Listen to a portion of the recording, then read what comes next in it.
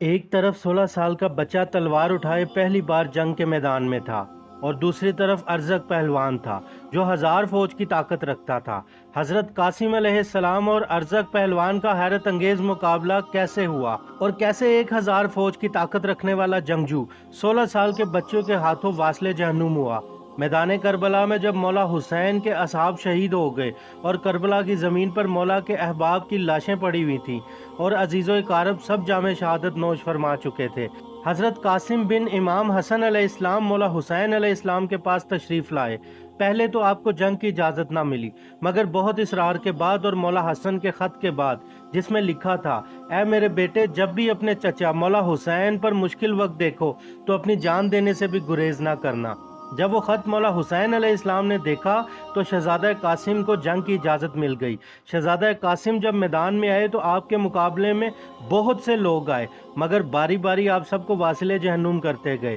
جب فوج کو معلوم ہوا کہ یہ بچہ امام علی علیہ السلام کا پوتا اور شیر ہے تو پھر کوئی بھی آگے نہ ہوا۔ عمر ابن سعد نے یہ دیکھ کر ارزق پہلوان کو بلایا۔ ارزق پہلوان جو کہ یزید کی فوج کا بہترین جنگجو تھا، اس سے مقابلہ کرنے کی کوئی بھی طاقت نہیں رکھتا تھا۔ یہ لعنتی مولا حسین علیہ السلام سے کربلا میں جنگ کرنے کے واسطے اپنے چاروں بیٹوں کو بھی ساتھ لایا تھا۔ عمر ابن سعد نے ارزق سے کہا کہ قاسم کے مقابلے میں تم جاؤ۔ ارزق پہلوان نے بچے سے جنگ کرنے میں اپنی توہین سمجھی اور اپنے بڑے بیٹے کو حضرت قاسم سے یہ کہہ کر جنگ کرنے بھیجا کہ میرے جانے کی ضرورت نہیں، یہ میرا بیٹا ابھی قاسم کا سر لے آئے گا۔ چنانچہ ارزق کا بیٹا حضرت قاسم کے مقابلے میں اترا اور بڑی ذلت کے ساتھ مارا گیا۔ اس کی تلوار پر شہزادہ قاسم نے قبضہ کر لیا اور للکارتے ہوئے فرمایا، کوئی دوسرا جو میرے مقابلے میں آئے۔ ارزق نے جب اپنے بیٹے کو مرا ہوا دیکھا تو غصے میں لال ہو گیا اور اپنے دوسرے بیٹے کو حضرت قاسم سے مقابلے کے لیے بھیجا اور اسے کہا، تم حضرت قاسم کا سر لے کر آؤ۔ مگر وہ بھی جب میدان کربلا میں اترا تو اسے بھی شہزادے نے جہنم کے گھڑے میں بھیج دیا۔ ارزق نے پھر تیسرا بیٹا بھیجا اور پھر چاروں بیٹے حضرت قاسم علیہ السلام کے ہاتھوں مارے گئے۔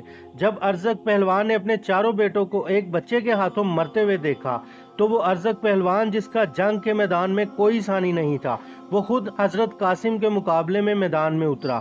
ارزق کو حضرت قاسم کے مقابلے میں اترتا دیکھ کر امام علی مقام امام حسین علیہ السلام نے اپنے دستے مبارک بلند کیے اور اللہ سے دعا مانگی، اے میرے پروردگار، میرے قاسم کی لاج رکھنا۔ لوگ دونوں کی لڑائی دیکھنے لگے، ایک طرف پیاس کی بے پناہ شدت اور ایک ننھا شہزادہ، اور ایک طرف ارزق پہلوان، اور ارزق نے ایک کے بعد ایک 12 نیزے حضرت قاسم کی طرف بہت تیزی سے پھینکے۔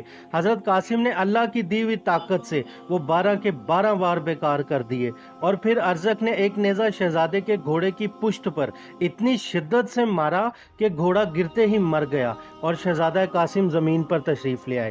یہ منظر دیکھ کر مولا حسین نے فوراً دوسرا گھوڑا بھیج دیا۔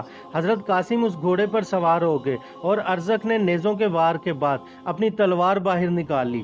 یہ دیکھ کر حضرت قاسم نے بھی اپنی تلوار سیدھی کی تو ارزق نے تلوار دیکھ کر کہا، یہ میری تلوار ہے، یہ تمہارے پاس کیسے آئی؟ جس پر حضرت قاسم علیہ السلام نے فرمایا، یہ تمہارے بڑے بیٹے کی نشانی ہے جو تمہیں مزہ چکھانے کے لیے میں نے رکھی ہے۔ حضرت قاسم نے فرمایا، تم ایک بہادر جنگجو سپاہی ہو، پھر بھی اس قدر بے احتیاطی سے جنگ کے میدان میں اترے ہو اور گھوڑے کا تنگ ڈھیلا رکھا ہے اور اسے کسا بھی نہیں، وہ دیکھو زین پشت سے پھسلی ہوئی ہے۔ ارزق پہلوان نے یہ دیکھا تو گھوڑے سے اتر گیا اور غصے سے تلوار لے کر حضرت قاسم کی طرف لپکا، مگر شہزادہ قاسم کے ایک ہی وار سے وہ تڑپ کر زمین پر گرا اور مر گیا۔